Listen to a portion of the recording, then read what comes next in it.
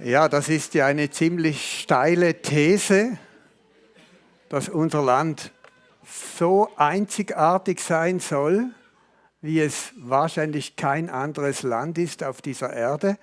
Aber auf diesen Gedanken bin nicht ich selbst gekommen. Ich habe ein Buch gelesen von Kurt Beutler, Das Geheimnis der Schweiz. Und ich möchte im ersten Teil der Predigt auf dieses Buch zurückgreifen, auf Gedanken, die er angesprochen hat. Ich möchte über unsere Vergangenheit reden, unsere Gegenwart und auch kurz über unsere Zukunft. Zuerst 2 Bibelstellen. Gerechtigkeit erhöht ein Volk, aber die Sünde ist der Leute Verderben. Und dann ein Bibeltext aus dem 5. Buch Mose, das Kurt Beutler gewählt hat, auch in seinem Buch. 5. Mose Kapitel 4. Siehe, ich habe euch gelehrt Gebote und Rechte, wie mir der Herr, mein Gott, geboten hat, dass ihr danach tun sollt im Land, in das ihr kommen werdet, um es einzunehmen.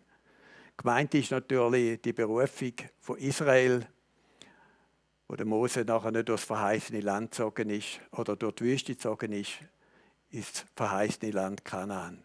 So haltet sie nun und tut sie, die Gebot, wo Gott gibt, denn dadurch werdet ihr als weise und verständig gelten bei allen Völkern, dass, wenn sie alle diese Gebote hören, sie sagen müssen, ei, was für weise und verständige Leute sind das? Ein herrliches Volk. Denn wo ist so ein herrliches Volk, ein Gott so nahe ist wie uns der Herr, unser Gott, so oft wir ihn anrufen? Wo ist ein so großes Volk, das so gerechte Ordnungen und Gebote hat wie dies ganze Gesetz, das ich euch heute vorlege? Hüte dich nun und bewahre deine Seele gut, dass du nicht vergisst, was deine Augen gesehen haben und dass es nicht aus deinem Herzen kommt, dein ganzes Leben lang. Und du sollst deinen Kindern und Kindeskindern es kundtun. Das Geheimnis von der Schweiz: Seit über 500 Jahren hat die Schweiz keinen Krieg, hat die Schweiz keinen Krieg. Ich muss Hochdeutsch reden. Ihr erinnert mich, falls ich wieder zurückfalle. Also, seit über 500 Jahren hat die Schweiz keinen Krieg mehr angezettelt. Bereits in der Entstehung unseres Landes wurde ein spezielles humanitäres Denken geboren. Was ist das eigentliche Geheimnis dieses Kleinstaates in der Schweiz oder in dieser Welt? Die Schweiz belegt ja rein räumlich nur 3/10.000 der Erdoberfläche. Es ist eigentlich nicht zu erwarten, dass so ein kleiner Staat so einen großen Einfluss hat auf die Welt bis heute. Und doch ist genau das geschehen, und zwar nicht nur einmal, sondern im Übermaß. Die Schweiz ist nicht nur berühmt, Kurt Beutler sagt, sie ist einzigartig. Und zwar sagt er wortwörtlich, es gibt nichts Vergleichbares.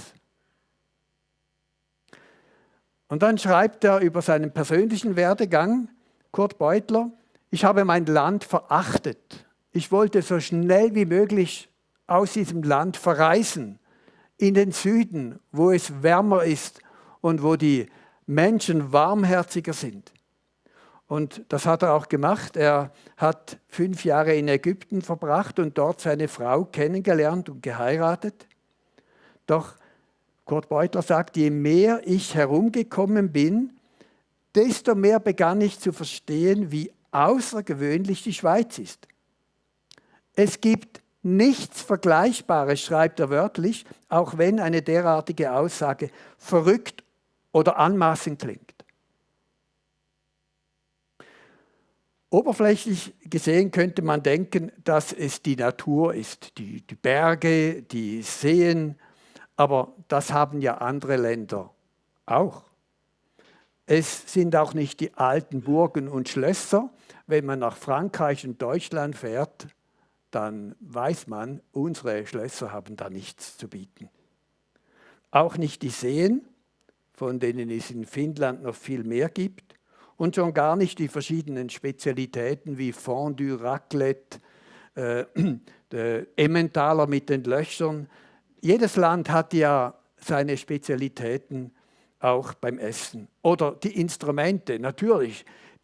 Das Schweizer Örgeli, das Alphorn, das Jodeln macht auch nicht den Unterschied.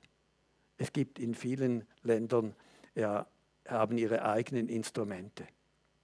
Was ist denn einzigartig? Wir beginnen mit einer Stadt, und zwar die Hauptstadt des humanitären Denkens der Organisationen. Einzigartig auf der ganzen Welt ist sicher Genf, das weiß jeder, der politische Nachrichten verfolgt. Kurt Beutler sagt, ich habe viele Menschen getroffen, die meinten, Genf sei die Hauptstadt der Schweiz. Genf ist heute sozusagen die weltweite Hauptstadt der internationalen humanitären Organisationen. Und diese Entwicklung begann vor vielen Jahren mit dem Roten Kreuz. Während es in vielen Ländern Rotkreuzbewegungen gibt, die selbstständig arbeiten, gehören zum Vorstand des Internationalen Komitees vom Roten Kreuz bis heute nur Schweizer Bürger. In Genf befindet sich auch das Internationale Zentrum für humanitäre Minenräumung, genau. Dort hinten sehe ich es auch, das ist sehr gut. Dann das Internationale Büro von Ärzte ohne Grenzen. Dann diese Kinderorganisation, die sich für die Kinder einsetzt auf der ganzen Welt, für die Rechte der Kinder. Dann Gavi, das Impfinstitut für die Impfallianz. Die UNO natürlich, Gavi genau, die UNO mit all ihren Bereichen. Die Weltgesundheitsorganisation und der Ökumenische Rat der Kirchen. Und noch etwas, das Zentrum für humanitären Dialog. Diese Organisation ist bemüht, Kriege zu beenden, indem sie die Konfliktparteien zu direkten Gesprächen zusammenbringt. Und all diese Dinge sind aus dem Henri Dunant-Institut hervorgegangen. Nicht alle, aber dieses Zentrum. Aber nicht nur das, sondern auch alle anderen Organisationen wurden sie inspiriert von Henri Dunant. Und darum befinden sie sich auch ausgerechnet in Genf. Von ihm haben sie diesen Geist des Neutralen, des humanitären Denkens und der Hilfe für alle Menschen, egal welcher Herkunft, welcher Religion. Dunant muss ein außergewöhnlicher Mensch gewesen sein. Er wuchs in Genf auf, in einer christlichen Familie von der Bewegung Genfer Reveil, diese christliche Erweckungsbewegung. Er war umgeben von Menschen, die überzeugte Christen waren und für die es selbstverständlich war, ihrem Glauben auch Hände und Füße zu geben. Henri Dunant hat dieses humanitäre Denken nicht erfunden, wohl aber auf die ganze Welt ausgeweitet. Er verstand dieses Werk als konsequente Anwendung der Worte von Jesus. Das war gemäß seiner eigenen Aussage seine Hauptinspiration. Übrigens, das Rote Kreuz ist ja eine Ableitung vom Schweizer Kreuz und unseren Vätern war die Bedeutung des Kreuzes, des weißen Kreuzes auf rotem Grund noch sehr bewusst. Dunant starb übrigens in Heiden, ein Nachbarort von Goldach. Man kann heute noch ein Museum wurde kürzlich überarbeitet, sehr lohnenswert besuchen. Könnte es aber sein, dass die Entwicklung nicht nur mit Genf, sondern mit der ganzen Schweiz zu tun hat? In der Schweiz hatte sich schon längere Zeit ein neutral humanitäres Denken zu entwickeln begonnen. Und dieses, meint Beutler, ist das eigentliche Geheimnis der Schweiz. Die Wurzeln der Schweiz reichen über 700 Jahre zurück. Die Schweiz entstand ja nicht als Staat eines Volkes wie die meisten anderen Staaten, sondern durch ein Landsfriedensbündnis von schlichten und vielleicht auch etwas wilden Bauern und Bewohnern einiger Bergtäler. Sie haben sich durch dieses Bündnis gegenseitigen Schutz versprochen. Es ging bereits dort schon um Menschenrechte, um Gleichstellung von Menschen und um gegenseitige Hilfeleistungen.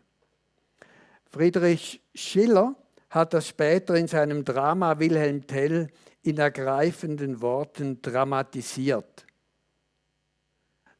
Demnach sollen die ersten Schweizer ihre Treue mit folgenden Worten geschworen haben. Ihr kennt sie, die Älteren unter uns: Wir wollen sein ein einzig Volk von Brüdern, in keiner Not uns trennen und Gefahr. Wir wollen frei sein, wie die Väter waren, eher den Tod als in der Knechtschaft leben. Wir wollen trauen auf den höchsten Gott und uns nicht fürchten vor der Macht der Menschen.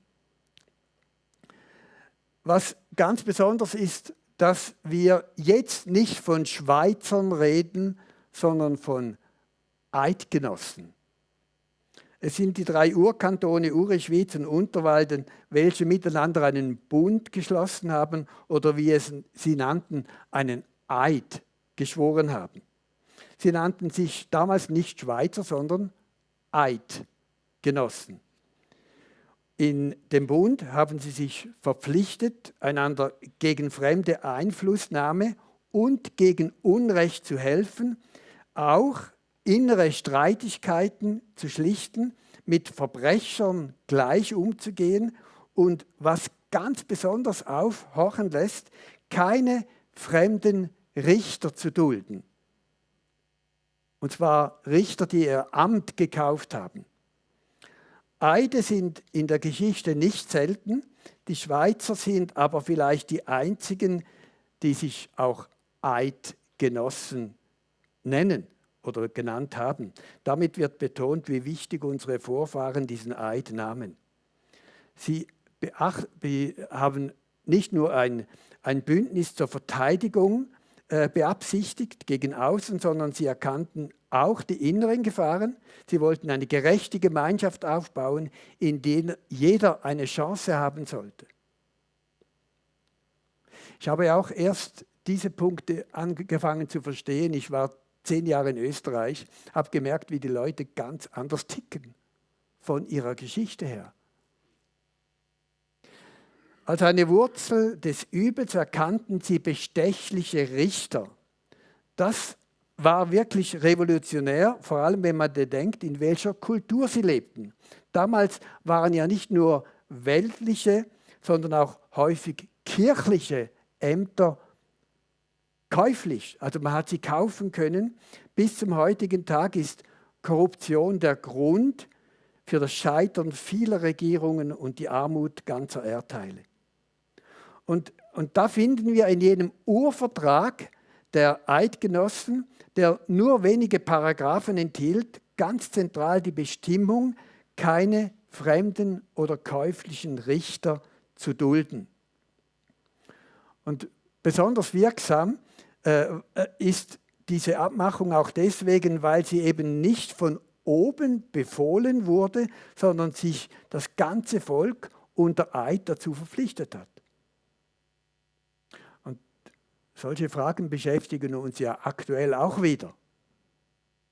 Und es ist gut, sich auch an die Vergangenheit zu erinnern. Im Namen Gottes des Allmächtigen schrieben sie die ersten Schweizer am Anfang ihrer Abmachungen. Tatsächlich galten diese Urschweizer, diese Eidgenossen, nicht besonders als christlich, denn sie haben sich natürlich nicht eingefügt in die Machtstrukturen der Macht und der Kirche damals, sondern sie kämpften als Eidgenossen auch auf ziemlich harsche Art und Weise, was nicht unbedingt so christlich gewirkt hat. Andererseits überrascht es doch, dass die grundlegenden Abmachungen ihres Bundes allesamt auch in der Bibel zu finden sind oder eine wichtige Rolle spielen. Als das Volk Israel, einen kurzen Abstecher, sollte auch das Volk Israel seine Identität aufgrund der Worte Gottes begründen und auf einem Bund. Ein kurzer Vergleich lohnt sich. Der biblische Bund wurde am Sinai geschlossen, ebenfalls in Gottes Namen, und sah für jeden Bürger die gleichen Rechte vor. Und das im Altertum, welches genauso wenig wie das Mittelalter dieses Rechtsdenken kannte. Wie im Mittelalter. Gemäß dem Gesetz des Mose konnte jemand zwar durch Verschuldung zum Beispiel zum Sklaven werden, aber nach spätestens 7 Jahren musste diese Versklavung aufgelöst werden. Die Schulden wurden getilgt, ob vorhanden oder nicht, wieder null. Sie konnten wieder neu beginnen. Auch die Priesterfamilien, die sogenannten Leviten, waren nicht etwa eine Herrschaftsklasse, sondern Mitbewohner des Landes, die ihrem Volk eine strikte religiöse Rolle eingenommen haben. Und nicht nur der eidgenössische Bund, sondern auch der Bund Israels war darauf angelegt, ein völlig einzigartiges Volk von gleichwertigen Bürgern zu schaffen. Noch ein Hauptthema des Bundesbriefes finden wir in der Bibel. Es ist klar, dass ein Richter, der sein Amt mit Geld erworben hat, natürlich motiviert war, dieses Geld wieder hereinzubringen. Und genau das wird auch in der Bibel angesprochen bei den Propheten, diesen Missstand der Bestechung. Und zwar schreibt zum Beispiel Mose schon: Nimm kein Bestechungsgeschenk an, denn das Bestechungsgeschenk macht die Sehenden blind. Oder Jesaja schreibt: Wehe denen, die dem Gottlosen Recht geben, um eines Bestechungsgeschenkes willen. Wir haben davon gesprochen, ein Volk von Brüdern. Wer die ursprünglichen Feinde der Eidgenossenschaft waren, ist bei modernen Historikern umstritten. Das Feindbild Habsburger ist vielleicht erst später entstanden, aber so viel ist klar, dass es nicht um religiöse Auseinandersetzungen oder Verteidigungslinien des Glaubens ging. Die Eidgenossen haben auch Klöster angegriffen, wenn sie es für nötig befanden. Aus diesen und anderen Gründen galten sie, wie schon erwähnt, als ziemlich unchristlich. Trotzdem schworen sie ihren Eid im Namen des christlichen Gottes und glaubten, dass dieser ihnen auch helfen würde. Und ihnen war bewusst, wir verteidigen eine Freiheit, die sich zu verteidigen lohnt. Dass die alten Eidgenossen überraschende Siege errungen haben, das ist so ziemlich das Sicherste, was wir von den unterschiedlichsten Berichten der Frühzeit wissen, herauslesen können. Nicht nur ihr Bund war außergewöhnlich, sondern auch ihre Kampfführung war von neuartigen Strategien geprägt. Sie war offensichtlich, sie waren hochmotiviert. Schließlich waren sie ja freie Bürger, die an der Landsgemeinde durch Handheben die Gesetze ihrer Dörfer mitbestimmen durften. Dies war damals alles andere als selbstverständlich. Auf diesem Hintergrund war also die Freiheit der Bergbauern von Uri, Schwyz und Unterwalden durchaus speziell. Und sie waren auch schon 1291 reichsfrei, das heißt direkt dem Kaiser unterstellt. Und das hatte zur Folge, dass nicht immer Polizisten oder Reichsvertreter zugegen waren, wenn es irgendwie Unstimmigkeiten gab, die sie lösen mussten. Also haben sie auch nach eigenen neuartigen Lösungen gesucht. Die große Frage ist ja, waren die Abmachungen von der Bibel inspiriert? Und die Tatsache, dass schon im ersten Bund im Namen Gottes geschrieben ist, ganz am Anfang, ist vielleicht nicht ein eindeutiger Beweis dafür, dass der Inhalt des Bundesbriefes von der Bibel beeinflusst ist. Spätere Darstellungen, auf die auch Schiller sich abgestützt hat, haben das allerdings so verstanden. Wiederholt wurde eine Verbindung der Bundesverfassung und dem Glauben erkannt. Die Gründerväter, die strebten ja nicht einfach wie die meisten anderen Völker einen ethnischen Staat an, sondern schlossen einen Bund mit bibelnahen Gedankengut. Dadurch kam es trotz allem menschlichen Versagen in mancher Hinsicht viel Gutes über unser Land. Ich kann auf viele Bereiche nicht eingehen heute Morgen, die auch speziell sind. Zum Beispiel die Auswirkungen der Reformation. Auch diese Geschichte ist verbunden mit Deutschland und Frankreich einzigartig.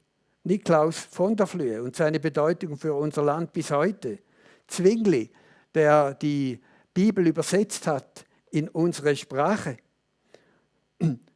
Es gibt in keinem anderen Land so viele Reformatoren, die gewirkt haben zu der damaligen Zeit, während Luther auch an der Arbeit war. Calvin löste eine weltweite Erweckung aus und eine Veränderung der Gesellschaft im Sinne der Bibel. Auch in Bezug auf die Reformation, die Verbreitung der biblischen Werte ist unser Land, unser kleines Land, einzigartig. Ihr kennt den eidgenössischen Dank-, Buß- und Bettag.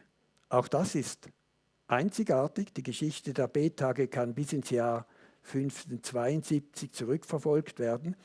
1832 beschloss die Tagsatzung, dass der Bettag am 3. Sonntag im September gefeiert werden soll. Und seit 1848 gaben die staatlichen Behörden Bettagsmandate heraus, also Briefe. Zum Beispiel im Kanton Zürich hat Gottfried Keller als Schreiber diese Mandate verfasst. Der Bettag ist und bleibt ein besonderer Feiertag in der ganzen Schweiz. Und natürlich, einzigartig ist auch der Schweizer Psalm. Genau. Das Lied Trittst im Morgenrot daher wurde 1841 von Albrecht Zwissig, einem Zisterziensermönch des Klosters Wettingen, hat er die Melodie verfasst, und zwar nach dem Messegesang Ich will dich lieben, Herr. Und er gab ihm auch den heutigen Namen Schweizer Psalm, den Text von Leonhard Wittmer. Ab 1843 wurde der Psalm häufig bei patriotischen Feiern gesungen. Zwischen 1894 und 1953 kam es zu zahlreichen Vorstößen, das endlich zur Nationalhymne zu erklären. 1965 wurde der Schweizer Psalm vorläufig als Nationalhymne anerkannt und erst am 1. April, kein Scherz, 1981 wurde er offiziell Schweizer Nationalhymne. Die Nationalhymne ist einzigartig auf der ganzen Welt im Blick auf ihren Inhalt. Wir singen meistens nur noch die erste Strophe. Heute singen wir alle. Weil dieser Text ein Lobpreis für Gott ist. Ich vergesse nie mehr einen österreichischen Sportjournalisten. Die Schweiz hatte wieder einmal gewonnen und dann wurde die Nationalhymne gespielt und gesungen und offensichtlich muss dieser Sportreporter vorher recherchiert haben und er sagt, wisst ihr, was das ist? Das ist ein Gebet, das ist ein Lobpreis vor Gott. Ich habe das noch nie gehört. oder noch nie bewusst wahrgenommen. Ein Österreicher.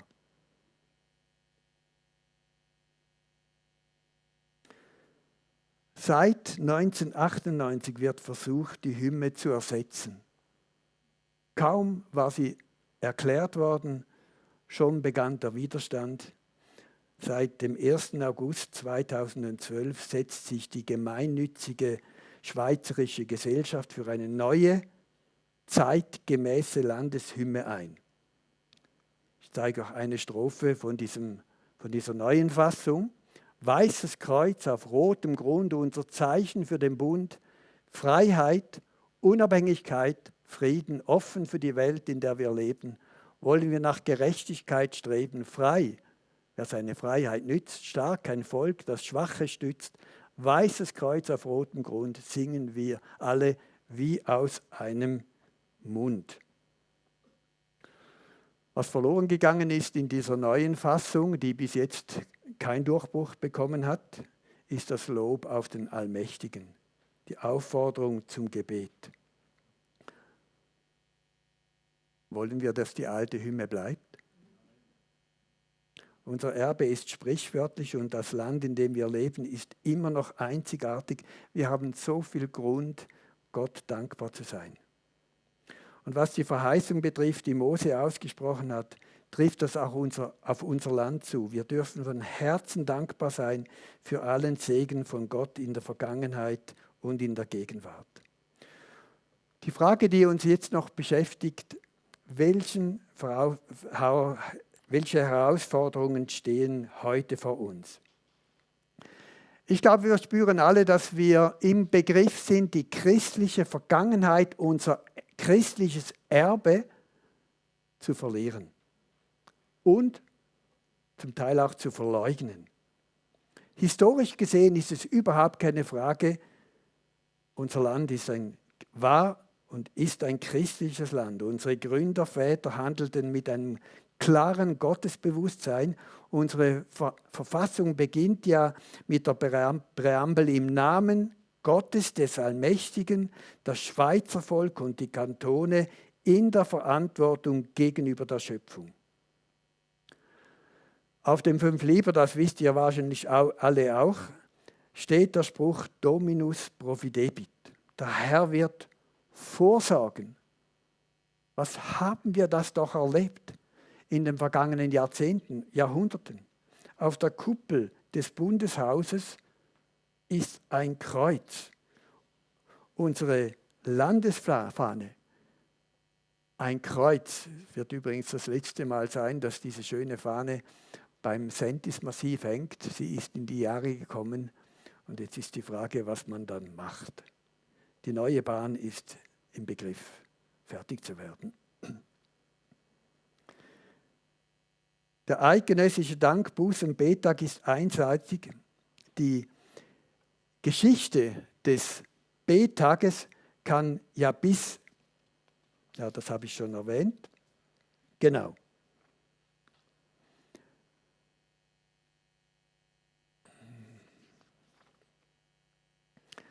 Der gesellschaftliche Zusammenhalt unserer Willensnation Schweiz zehrt heute noch von den überlieferten Werten der Gründerväter, unserer Eltern und Großeltern.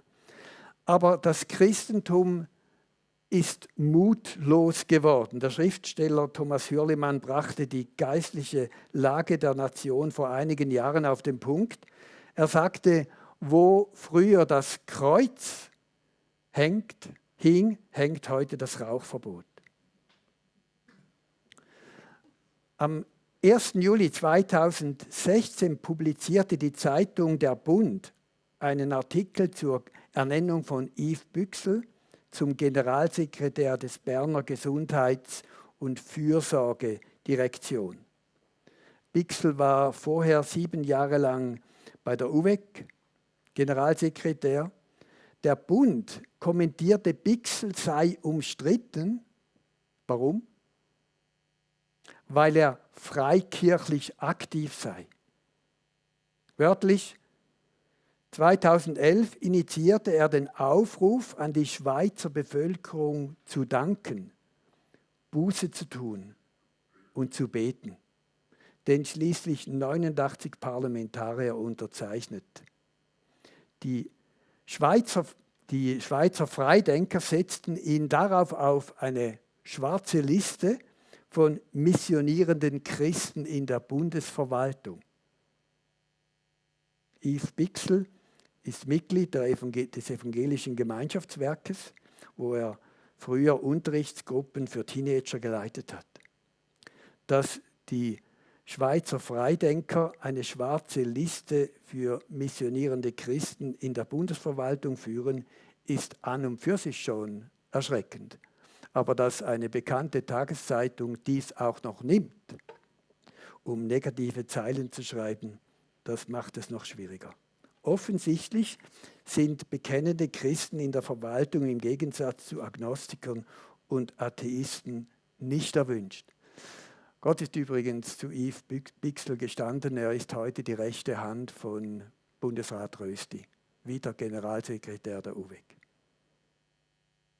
Und wir dürfen nicht davor erschrecken, dass bekennende Christen oft nicht erwünscht sind. Im Gegenteil, es ist Zeit, aufzustehen und wieder mutig zu unseren Werten zu stehen, zu bekennen, darüber zu reden, wie die Sünde ein Volk zerstören kann. Und es gilt zu beten, wie auch unsere Nationalhymne uns ermutigt. Betet, freie Schweizer, betet.